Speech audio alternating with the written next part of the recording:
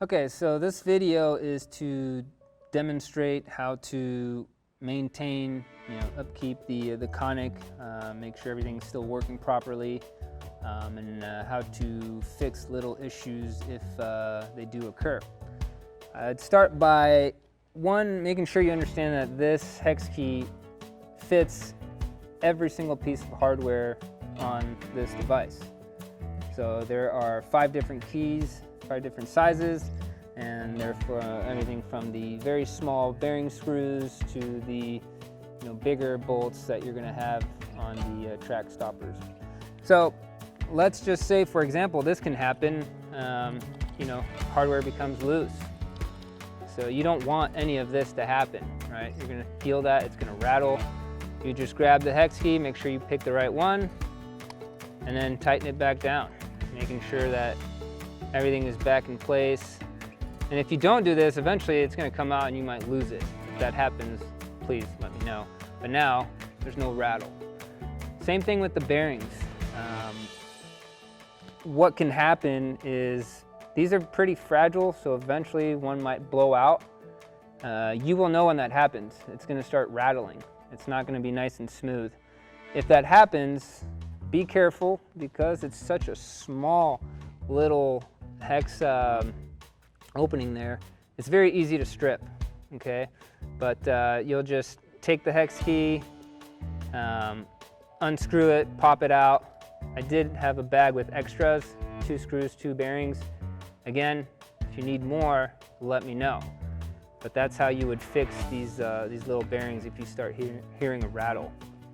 The next thing is, there's certain screws that you don't need to take out. I've talked with 1 or 2 people where they lost a screw, and it's because they took it out to begin with.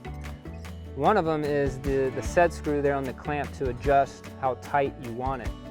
You can leave that in there. You can loosen it up to make sure to fit a different size diameter of a shaft, and you can tighten it, but it does not need to come out. It's always going to fit inside of that clamp. The other one's going to be for the track stopper, or the carriage stopper, I should say. You can slide these on and off. There's no need to completely unscrew this. So now we're going to go over probably one of the most important parts. And we'll start by stating that you want to make sure you don't nick the track anywhere the bearings make contact. It's okay if you nick the top, the sides, things like that, but this top lip and this bottom lip, that's where the bearings are actually touching the track. And if you nick it, now it's going to be something that you're probably going to be able to feel. Another thing is, over time it can get dusty, there could be grass in there. Sometimes you just want to either wet a rag, whether a sink or some cleaning material, kind of stuff it in there and slide it through. Before you're going to reapply any oil, just go ahead and stuff it in there so you get all the spacing inside of that, and then just drag that thing all the way through to get anything out. Now if you have an air compressor, that's awesome, just blow everything out. The next thing, the easiest way to apply oil without making a mess is to get one of these cheap little sponge brushes from a hardware store. All I did is use a blade to cut the top so that it's going to be the exact same width as the track.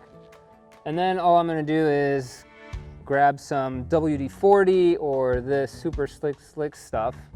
I like this a little better, leaves less residue, smells a little bit better. I'll just spray it in there. Now all that mess is in the sponge, and all I need to do is apply it again to the top lip and the bottom lip. So I'll just grab that, make sure that that slit is along that lip. So now I'm catching both the outside and the inside, and I'm gonna slide it along this track. I'm gonna flip it over. Again, the lip is gonna cover the lip of the track, and I'm going to slide it along here. And then all I need to do is grab the bearings and the carriage and make sure I slide it in there. And as you can see, it's nice and smooth.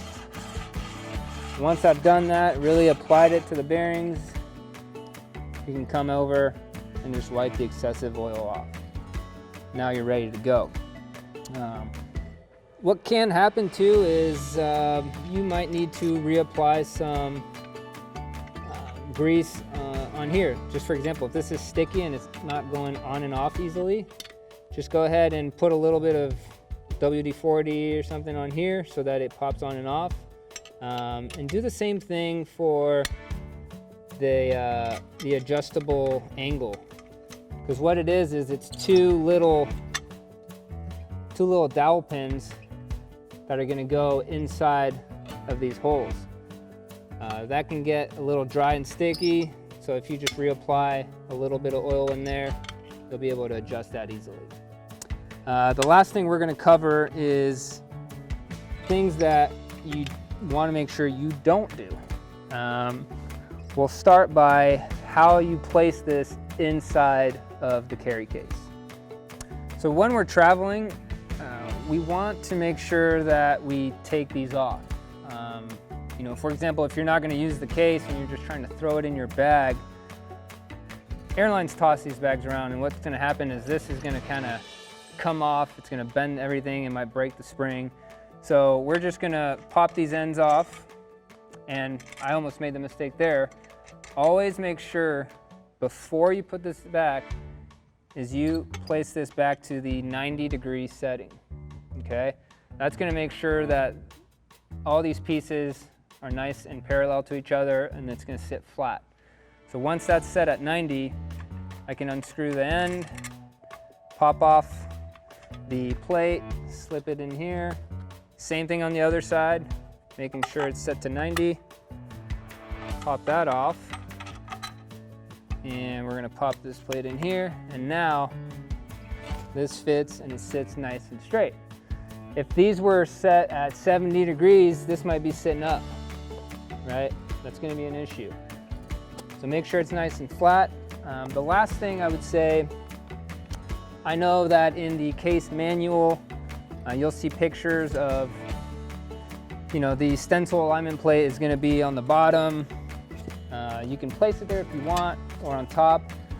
Of course, it's gonna scratch. It's metal on metal. So generally speaking, this goes in the side pocket of your golf bag.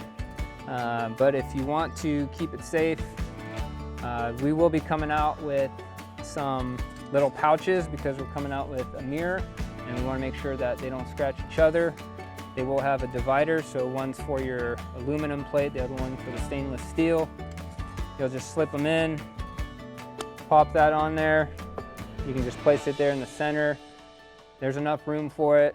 You know, store everything else in there, all your little pieces, and then everything closes. It's nice and flat, and we are ready to rock.